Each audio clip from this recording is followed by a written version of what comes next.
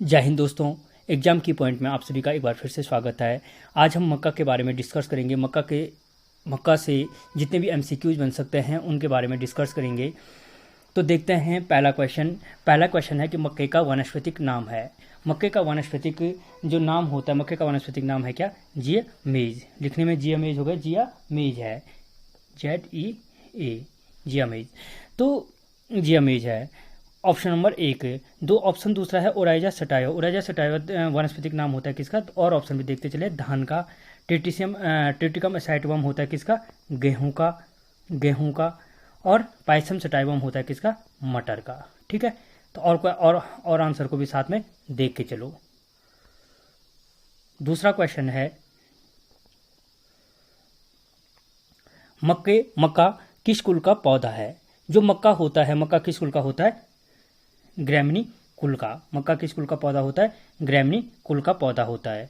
ठीक है, जो लेग्यूमिनेसी कुल है, लेग्यूमिनेसी कुल में क्या आते हैं? दालें। मुख्य रूप से क्या आती हैं? दालें आ जाती हैं। जो लेग्यूमिनेसी कुल में, जो लेग्यूमिनेसी कुल है इसमें क्या आती है? मुख्य रूप से दालें आ जाती हैं। ठीक है, अगला क्वेश्चन है मक्के में गुणसूत्रों की संख्या होती है। मक्के में गुणसूत्रों की संख्या होती है कितनी? 20। मक्के में कितने होती है गुणसूत्रों की संख्या? 20। ठीक है, अगला क्वेश्चन मक्का का जन्म स्थान है। मक्का का जन्म स्थान, जो मक्के का जन्म स्थान है, मक्का का जन्म स्थान कहाँ माना जाता है? दक्षिण अमेरिका में। और कहा जाता है कि जो मक्का है, जो ये मक्का मैक्सिको में, मुख्य अगर पर्टिकुलर पूछे तो पर्टिकुलर क्या हो जाएगा? मैक्सिको में। दक्षिण अमेरिका के जो मैक्सिको में है इसका जन्म स्थान माना जाता है। और कहा जाता है कि भारत में इसको क्या है? पुर्तगाली लोग लेके आए थे। कौन लेके आए थे? पुर्तगाली लोग। अगर क्वेश्चन पूछा जाए कि भारत में मक्के की खेती किसने की थी, तो सबसे पहले जो भारत था, भारत में मक्के की खेती किसने की थी? पुर्तगाली लोगों ने की थी। ठीक है, अगला क्वेश्चन देखते हैं। अनाजों की रानी कहा जाता है किसको?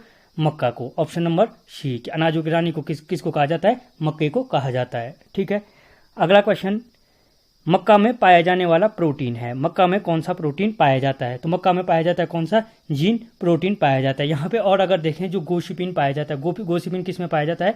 कपास में। गोसिपिन किस में पाया जाता है? कपास में पाया जाता है। जो ग्लूटीन पाया जाता है, गेहूं में पाया जाता है। और जो प्रोलेमिन्स पाया जाता है वो पाया जाता है किस में? दालों में पाया जाता है। दालों में कौन सा? प्रोलेमिन्स। अगर आप लोगों ने अभी तक हमारा चैनल सब्सक्राइब नहीं किया है तो प्लीज़ सब्सक्राइब कीजिए और वीडियो को लाइक कीजिए। अगर आप वीडियो लाइक करोगे तो हमें भी एक प्रेरणा मिलेगी कि हाँ, वीडियो अच्छे बन रहे हैं। तो इसलिए लाइक और सब्सक्राइब जरूर करें। अगर आप लोगों में से कोई हमारे इस प्रोटीन वाले वीडियो को देखना चाहते हैं कि कौन सा प्रोटीन किस में पाया जाता है, तो उसका वीडियो पहले ही चैनल पे पड़ा है, प्रोटीन टॉपिक के नाम से। वो आप लोग जाकर देख सकते हैं। ठीक है, अगला इसमें हो गए जीन। अगला विश्व में मक्का उत्पादन में प्रथम स्थान है कि विश्व में सबसे अधिक कौन सा मक्का उत्पादन कौन करता है? तो याद रखना, विश्व में सबसे अधिक मक्का उत्पादन कौन करता है? अमेरिका। चाहे वो क्षेत्रफल की दृष्टि से हो, चाहे उत्पादन की दृष्टि से हो, चाहे क्षेत्रफल की दृष्टि से हो, चाहे उत्पादन की दृष्टि से हो, मक्के का सर्वाधिक उत्पादन कौन करता है? अमेरिका करता है। ठीक है, अगला क्वेश्चन है भारत में सर्वाधिक मक्के का उत्पादन करता है कि भारत में कौन सा राज्य सर्वाधिक मक्के का उत्पादन करता है? तो भारत में कौन करता है? उत्तर प्रदेश सर्वाधिक मक्के का उत्पादन करता है। आप लोग अपने आंसर कमेंट बॉक्स में लिखते रहें, इससे आपको पता चल जाएगा कि आपकी तैयारी कैसे चल रही है। ठीक है, अगला क्वेश्चन भारत में प्रति हेक्टेयर सर्वाधिक मक्के का उत्पादन करता है। तो भारत में सर्वाधिक मक्के प्रति हेक्टेयर अगर पूछा जाए तो सर्वाधिक मक्के का उत्पादन करता है कौन? कर्नाटक। यानी जो मक्के का सबसे अधिक उत्पादन करता है भारत में वो करता है यूपी। लेकिन प्रति हेक्टेयर, यानी प्रति हेक्टेयर पे सबसे अधिक उत्पादन करने वाला है कौन सा? कर्नाटक। कौन सा है? कर्नाटक। ठीक है, अगला क्वेश्चन भारत में मक्का की किस किस्म का सर्वाधिक उत्पादन किया जाता है? जियोमेज, इंडोराटा, जियोमेज इवाटा, जियामेज शकेराटा और जियामेज टूनिकाटा। तो याद रखना कि जो भारत है, भारत में मक्का की सबसे अधिक किस किस्म का प्रयोग किया जाता है? जियामेज इंडोराटा का प्रयोग किया जाता है। ऑप्शन नंबर ए, जियामेज इंडोराटा का प्रयोग किया जाता है। ठीक है, अगला क्वेश्चन पॉपकॉर्न बनाने में मक्के की किस किस्म का प्रयोग किया जाता है? इससे पहले ये क्वेश्चन दो एग्जाम में शायद आ रखा है, एक या दो एग्जाम में आ रखा है कि पॉपकॉर्न बनाने में मक्के की किस किस्म का प्रयोग किया जाता है। तुम याद रखना, पॉपकॉर्न बनाने में मक्के की जियामेज इवाटा का प्रयोग किया जाता है। ऑप्शन नंबर जी, जियामेज इवाटा का प्रयोग किया जाता है। ठीक है, अगला क्वेश्चन मक्का में नर पुष्पक्रम कहलाता है। जो मक्का होता है, मक्के में नर पुष्पक्रम क्या कहलाता है? टैसल, स्पाइक, पैनिकल या कोई नहीं। तो जो याद रखना, जो मक्के में नर पुष्पक्रम कहलाता है, जो मक्के में नर पुष्पक्रम होता है वो क्या कहलाता है? टैसल कहलाता है, टैसल कहलाता है। और जो ये प्रोसेस होती है ये कहलाती है टैसलिंग कहलाती है, टैसलिंग कहलाती है। नर जो ये प्रोसेस होती है, ये प्रोसेस क्या कहलाती है? टैसलिंग कहलाती है। ठीक है, अगला क्वेश्चन है, मक्के के लिए उपयुक्त पीएच मान होता है। पीएच मान आप लोगों को पता है क्योंकि सारे के सारे साइंस वाले हैं और जनरल सा क्वेश्चन है कि जो पीएच मान होता है ये हाइड्रोजन आयन की सांद्रता को व्यक्त करता है। अगर पूछा जाए कभी कि जो ये पीएच स्केल की खोज किसने की थी, तो याद रखना सोरेनसन ने। किसने? सोरेनसन ने की थी। जो मक्के के लिए पीएच मान होता है, पीएच मान कितने पीएच के मध्य मक्का यानी जो मक्का होता है वो कितने पीएच के मध्य सही से अच्छे से ग्रोथ कर सकता है, अच्छी फसल पैदा कर सकता है, तो वो है 5.5 से 7.5।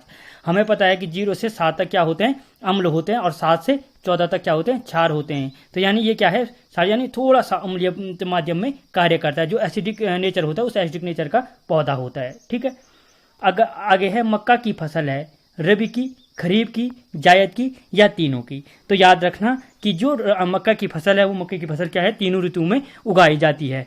एक चीज और याद रखना कि जायद में इसको क्या काय के लिए उगाते हैं? घास चारे के लिए, चारे के रूप में उगाते हैं, यानी चारे के रूप में प्रयोग किया जाता है जायद के में। यानी रबी और खरीफ में ये हमें अनाजों के लिए उगाते हैं, और जो जायद होती है जायद में क्या करते हैं? इसको चारे के लिए उगाया जाता है। ठीक है, मक्का की बुआई में किस यंत्र का प्रयोग किया जाता है? जीरो टिलेज सीड ड्रिल, ये शायद गेहूं का प्रयोग किया जाता है।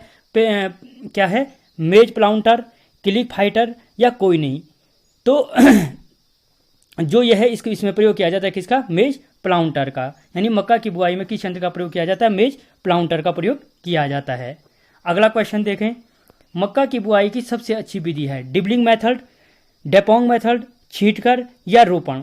ठीक है, तो याद रखना कि मक्के की बुआई की जो सबसे उपयुक्त विधि है वो क्या है? Option number A, dibbling method का प्रयोग किया जाता है। ठीक है,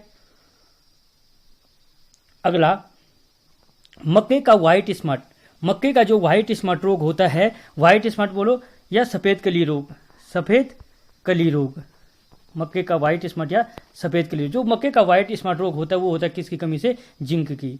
सॉरी, यहाँ पे बी पे लग गए। मक्के का जो व्हाइट स्मट रोग होता है वो किसकी कमी से होता है? जिंक की कमी से होता है।